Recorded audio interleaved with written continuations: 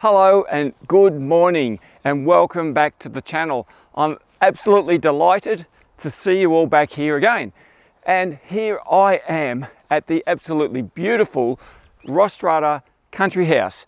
And this is where I run my Nightscape photography workshops.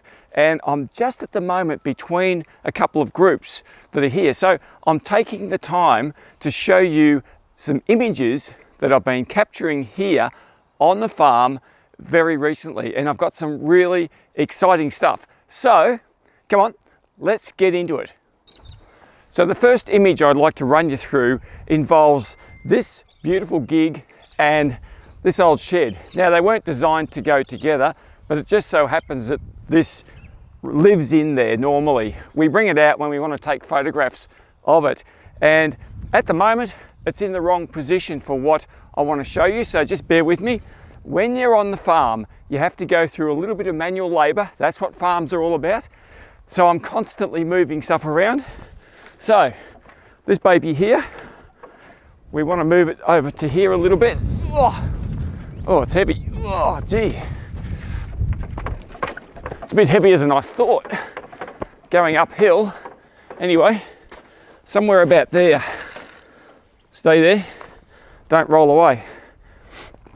All right, so I set it up somewhere about there with the intention of shooting Orion in that space above the shed. Now, I had a few things in mind when I was going to shoot this, which I'll run you through, because I wanted to put, well, as I said, Orion above the shed, but I wanted Orion to stand out a little bit more than it does at my 20mm focal length. Now, I was intending to shoot the foreground subject here with my Nikon Z6 Mark II, which I've been using for quite a while now, with the 20mm focal length lens. Perfect for that. But the Orion at 20mm is nothing really spectacular, so I decided to use a 35mm lens, the Nikon 35mm lens, to shoot Orion. But I'll get to that bit in a minute. All right, so how did I actually go about shooting this? I had my camera just down here, pretty close to where this camera is now, and that's the perspective I was looking for. Remember, it's a 20mm focal length. So I had most of that tree, you can see in the background, all of this shed, all of the foreground here. Now, there's a bit of another shed in the background, a bit of stuff over there. I didn't want that in my shot. So how did I get rid of that? Well, it's really quite simple. I just didn't put any lights on it.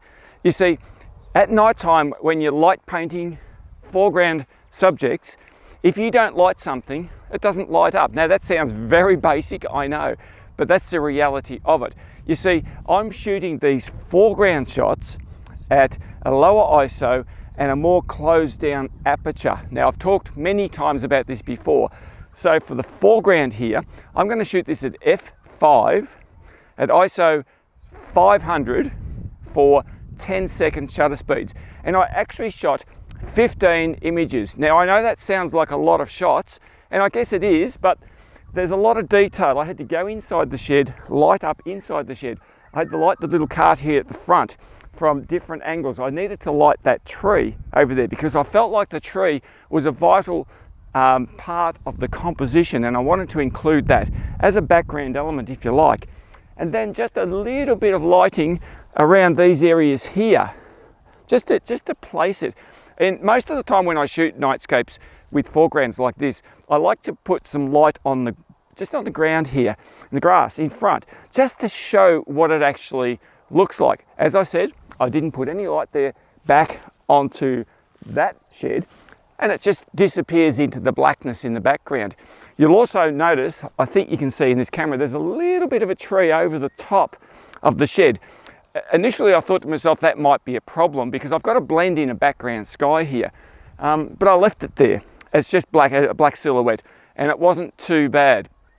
So from there, the next step is to shoot my background sky because I need a 35mm sky. So I decided to use the tracker for that one.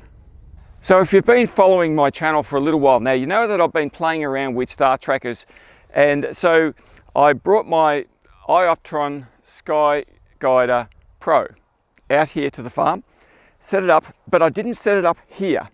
Now this is the key.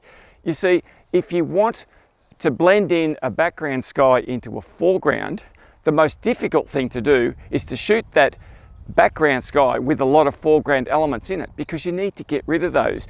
And I've got to blend it in behind all of these things in the background. So the easiest thing to do is to take the tracker out just away from this section, out there into the paddock here, into a clear background. Orion was up there behind the shed, so all I needed to do was get out away from these trees and get some clear sky. So that's what I did. Now, as I mentioned, I put my Nikon 35mm f1.8S lens on the Z6. Now, I shot this with my Z6 Alpha modified, H Alpha modified camera. So effectively for this image, what I'm doing is I'm using two different cameras for a start. Both Nikon Z6s, but I used a different one for the foreground to the one I used for the background. I shot the background shot just over there, the foreground shot here.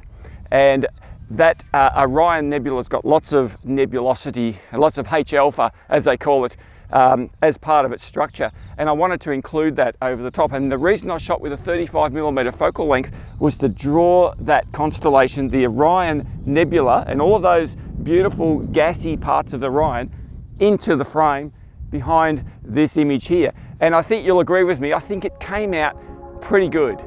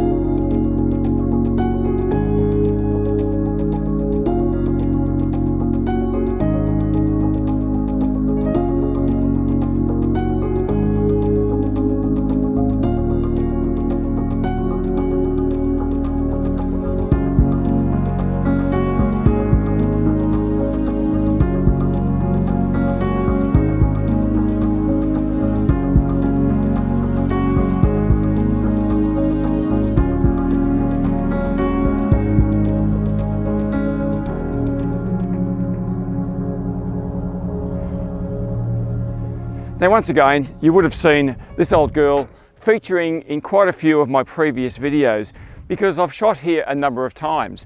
But you know, sometimes these beautiful subjects like this just scream out at you every time you come near them and say, please take another photo of me.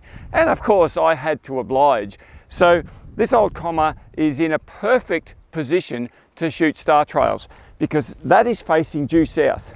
And if I want to get the circular motion of the stars in the sky, then I need to point that direction, or roughly that direction.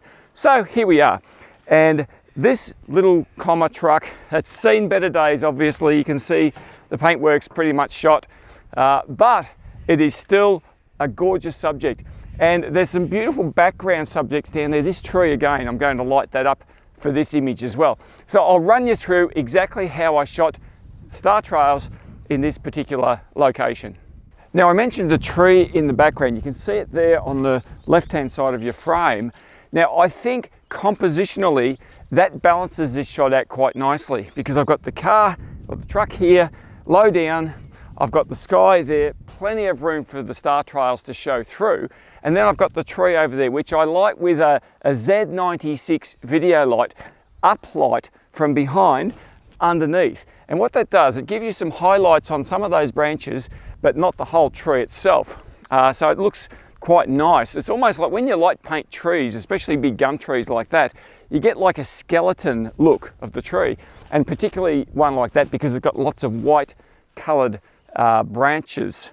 Okay, but anyway, one of the massive features of the Nikon Z6 II, and that's the camera I use to shoot these star trails, is that they've extended the shutter range all the way up to 15 minutes. Now, if you follow my channel and you've seen me talk about star trails before, you'll know that I like to shoot medium duration images. So I shoot 3-minute shutter speeds. And here, for this image, I shot 40 3-minute exposures at ISO, what was it, 500 or 600? I'll tell you in a minute, but it was about that. It's a low ISO, long shutter speed, and I shot 40 of them. Now, if you do the mathematics, that adds up to 2 hours worth of footage. Often when I'm here with the people who come to the workshops, we haven't got time to be shooting 2-hour star trails, so we might only do perhaps a 30-minute star trail, and I can show you some examples of that I've shot the same subject matter. But the 2-hour star trail has longer trails, and obviously it's a little bit more impressive. One of the other things that was unbeknownst to me when I was here shooting this was on that particular night, there was a touch of Aurora Australis happening. And I didn't even know this until the next day, but when I looked at my images, sure enough, there it is, a little bit of a pinky sort of glow on the southern horizon down there. So that was an added benefit to this shoot. But in the end, I took all these 3-minute exposures. In fact, because I could set it internally on the Z6 II on its intervalometer, I didn't need to plug anything in, and it was just amazing. In fact, I went inside, the house is just over there, I went inside for a cup of tea, and it was just absolutely fantastic, and I hope you like the image.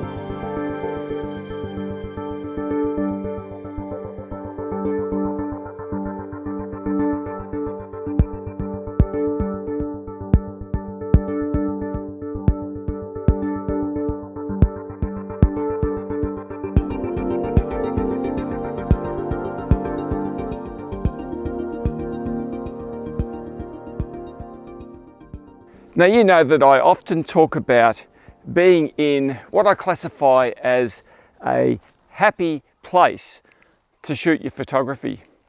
And I've got quite a few of those around the countryside. In fact, I've got so many happy places, I could just about lose track of them, I suppose. But you know, this on the farm here is one of those places. This old hay shed has been a place where I've shot nightscapes for probably the last 6 or 7 years. And you might say, well, why do you keep coming back to that place?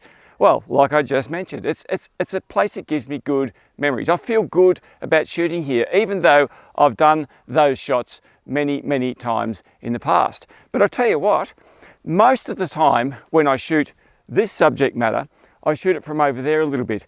And this once, just after I shot those, the next couple of nights later, I came out here and decided, just for some reason I'd never thought of it before, I decided I'd move over here, so I'm about 20 feet away. That's all, just a slight change of angle.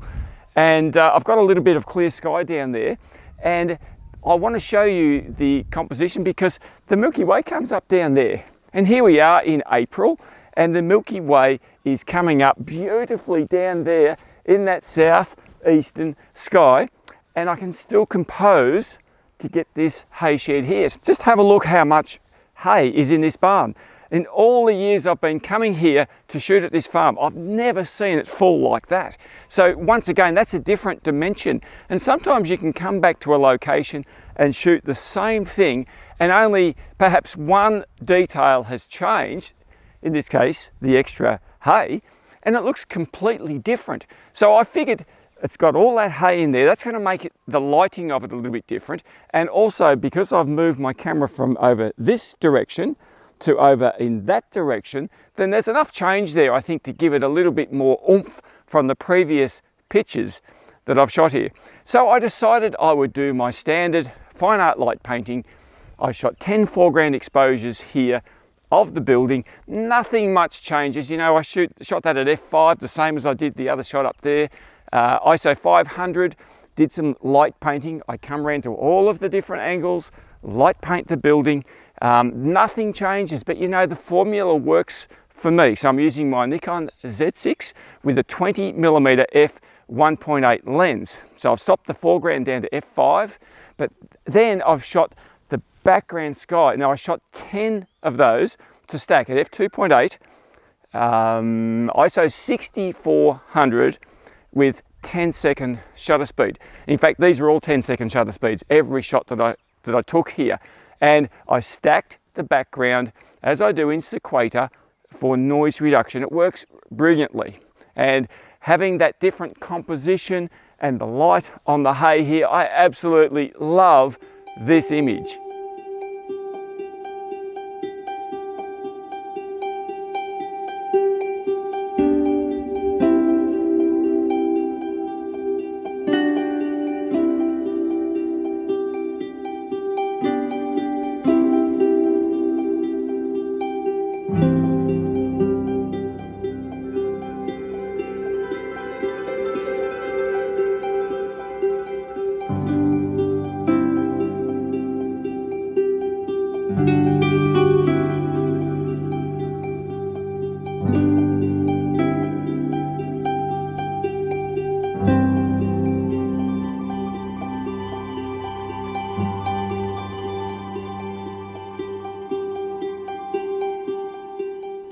Now, if you're a regular follower of my channel here, you will know that I often say that sometimes you can stretch a shooting night out and include subject matter or foreground or something else that you hadn't thought of previously.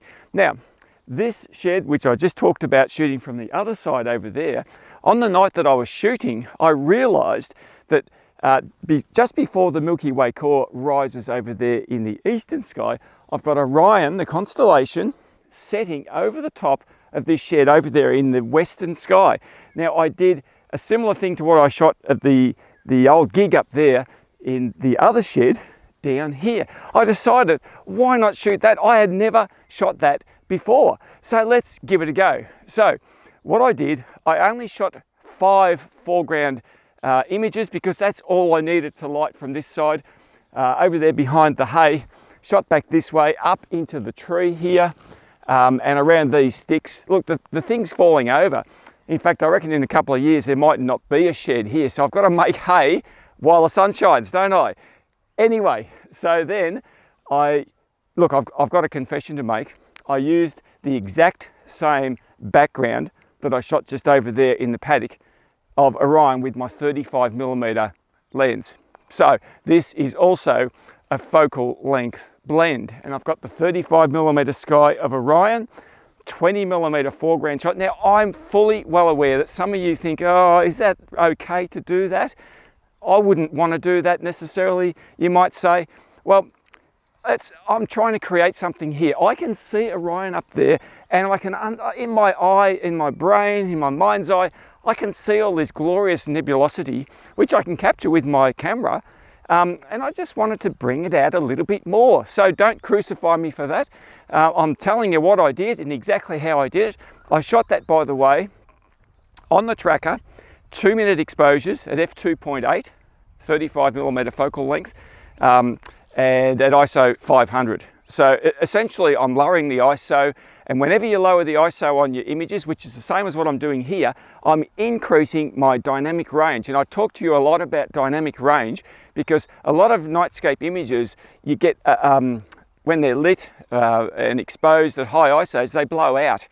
And so by decreasing the ISO, lowering the ISO and opening up that aperture in the case of the tracker, but closing it down in the case of the foreground, I get really crisp and sharp images. Anyway, I hope you like it.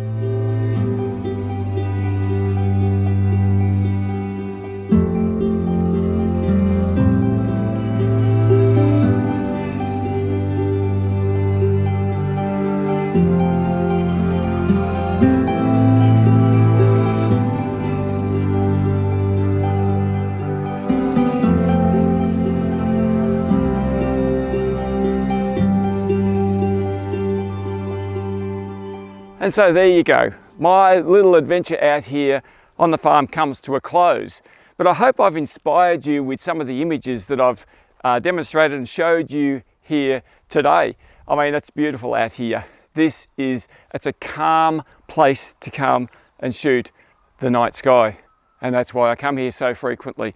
There's some beautiful subjects around here. Yes, I revisit these quite regularly and I come here a lot. In fact, sometimes I come here when there's no other people around for any workshops or anything else.